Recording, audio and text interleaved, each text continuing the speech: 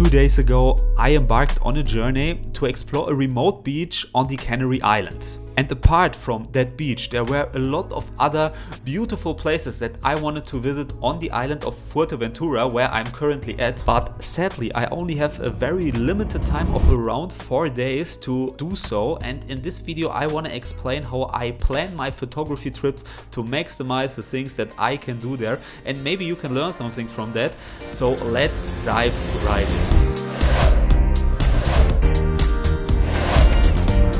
So on this particular morning, I skipped the sunrise shoot, not just because I was pretty tired, but also because it was quite overcasted, honestly, and it stayed like this until around 9 or 10 a.m. And at this time, obviously, the sunrise was long gone. But still, I explored the island, and what I mention here is that this video is a giveaway again. So every time you see me take a picture in this video, I will show you the picture on the screen, you will be able to win a print of it, and I will send it to you. If you want to have more information on that, feel free to check out the comment section and the description of this video. But I want to talk about something else here, because a lot of time I hear people say you cannot go out and shoot during the high sun period of the day, like for example from 11 a.m. to 3 p.m. It will just not look good. You will not be able to create amazing pictures during that time frame. And this basically leaves us with the morning and the afternoon and evening hours. And obviously the light situations during this time of the day, they can be amazing, but it should not discourage you to go out and shoot during the high sun as well, because you can create very unique and amazing looks.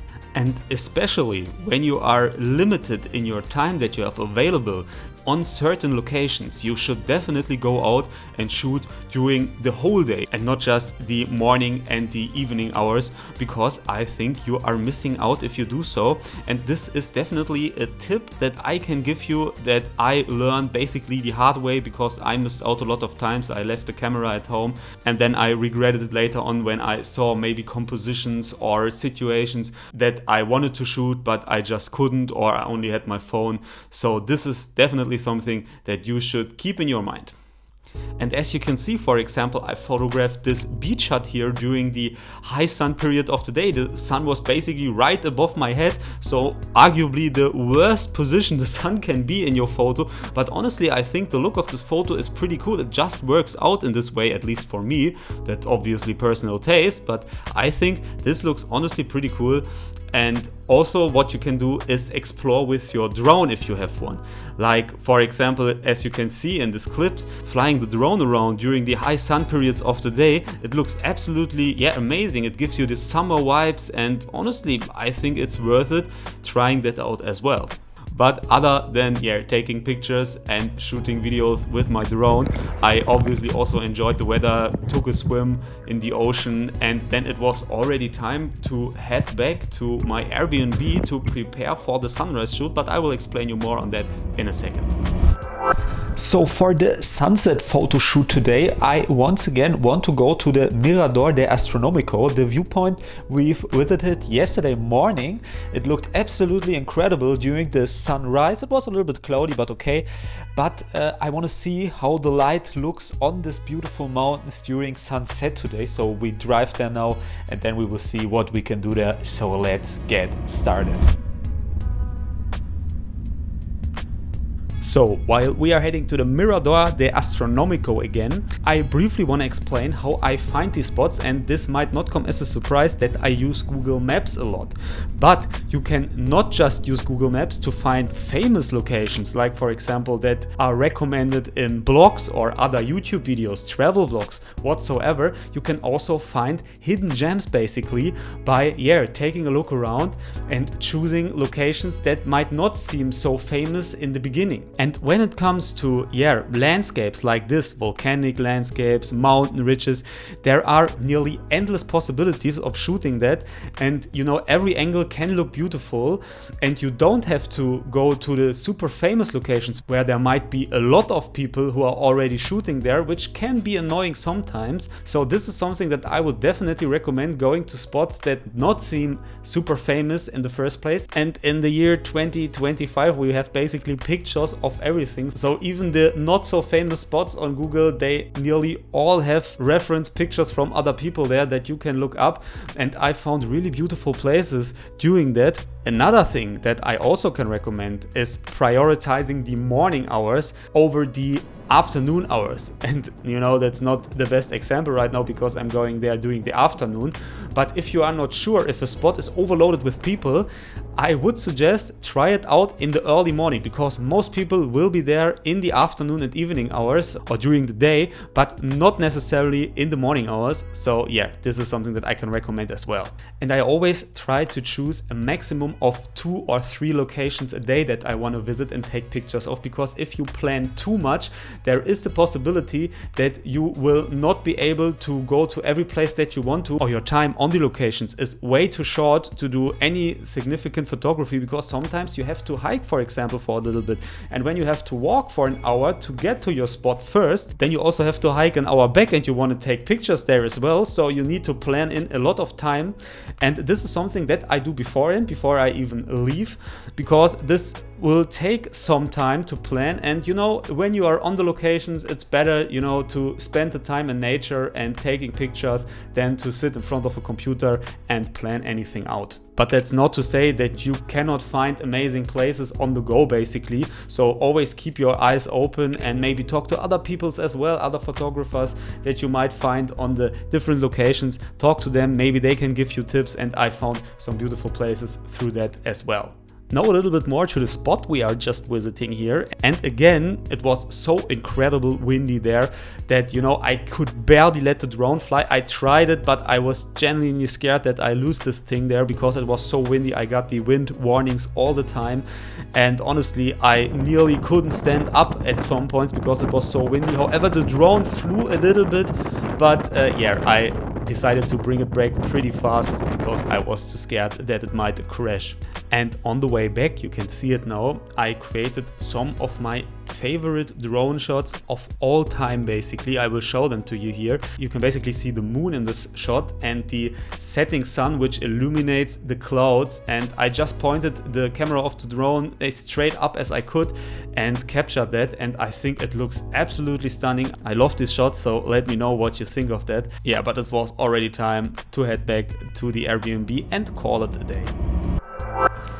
And on this morning the weather was absolutely beautiful, so I obviously decided to go out and shoot the sunrise, and it was incredible. I headed to a beach which was around an half an hour drive there. It was definitely worth it to get up this early because the views were absolutely incredible. And as I said, in the morning you are alone on spots like these. Normally this beach, which is one of the most famous beaches on this whole island, it is super crowded with people during the daytime and during the evening and during the sunset, but the sunrise there is arguably more beautiful because the sun rises over the water and not over the dune fields on the other side. And this is another example why I really like to shoot the sunrise.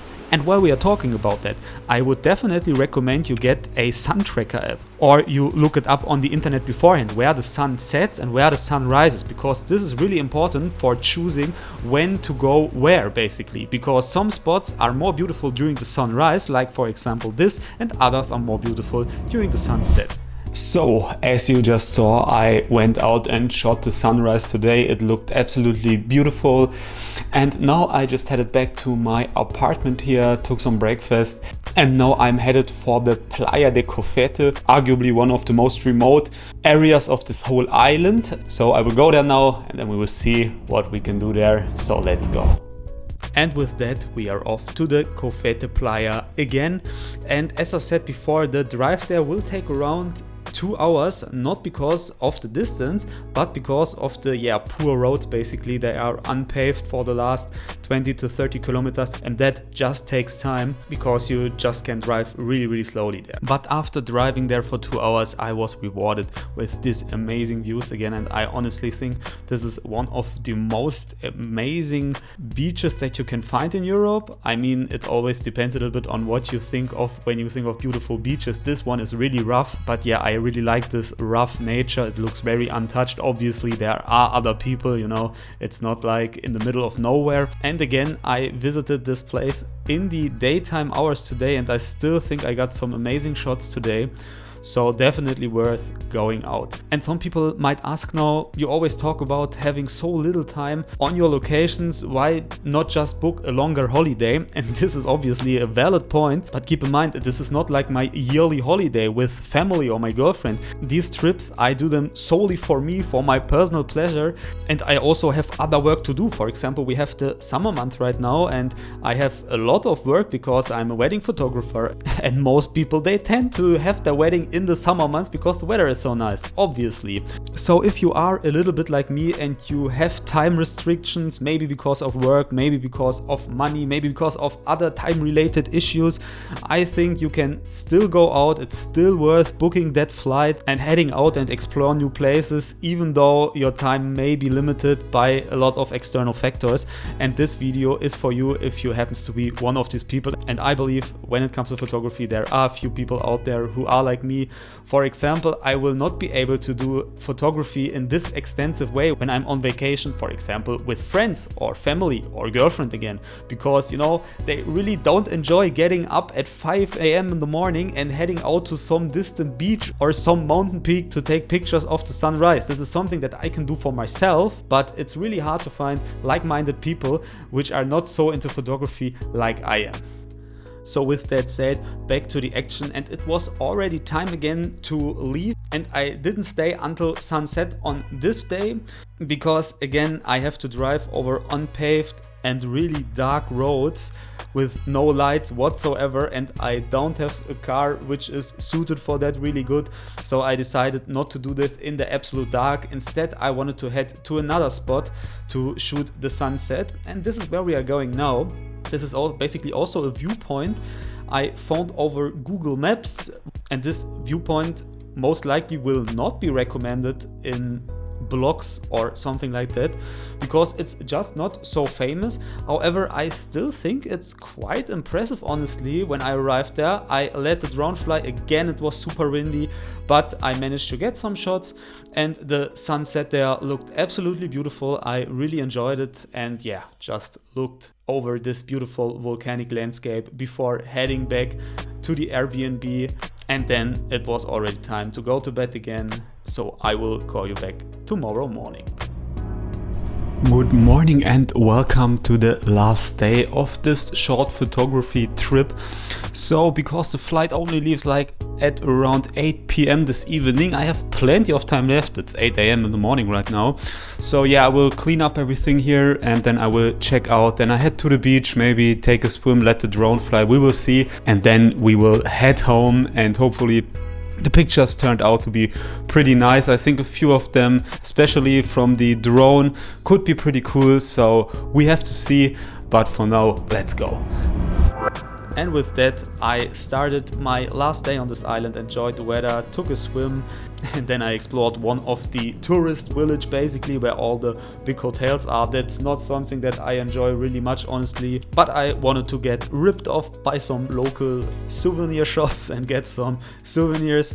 So yeah, this is what I did, and then it was already time to head back to the airport and back home, and I leave you with these beautiful views here now in the background of the takeoff and the cruise during sunset. It was absolutely stunning. I always love it, and even though it's so common nowadays, I still think flying through the air at 37,000 feet and enjoying the sunset like this is an absolute privilege. I absolutely love it. However, this brings us to the end of today's video, and if you have enjoyed watching this, thank you so much for doing so. Again, this video is a giveaway, so the pictures that you saw, I labeled them, and you can drop a comment down below and I will choose 3 random people after 10 days and give away 3 prints of your favorite picture. I will send it to you, so feel free to participate in this giveaway.